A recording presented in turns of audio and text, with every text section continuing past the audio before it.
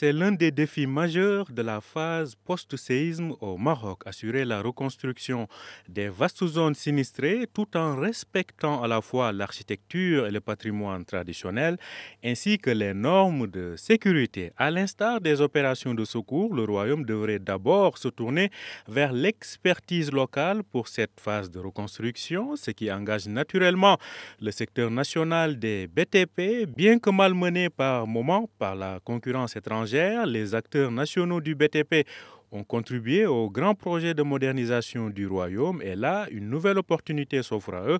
Et selon l'économiste Idriss Aïssaoui, ils disposent de l'expertise nécessaire pour cette reconstruction.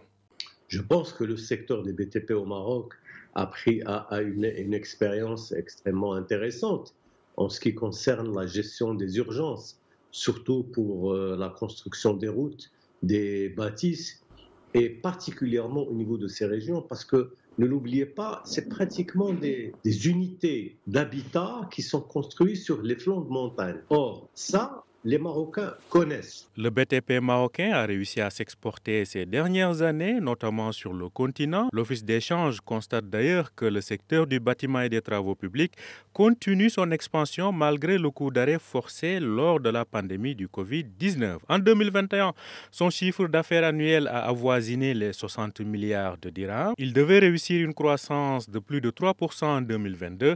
Et avec le programme de reconstruction, c'est une nouvelle phase d'action qui s'ouvre. Driss Essaoui, économiste. Il y a de l'expertise aujourd'hui. Il y a des Marocaines et des Marocains qui ont leur expérience et qui peuvent très facilement donner leur avis sur la manière de construire. Et l'expertise marocaine, elle est reconnue dans le bassin méditerranéen, au niveau de la région du Moyen-Orient, à tous les niveaux, et au niveau de l'Afrique, ne l'oublions pas.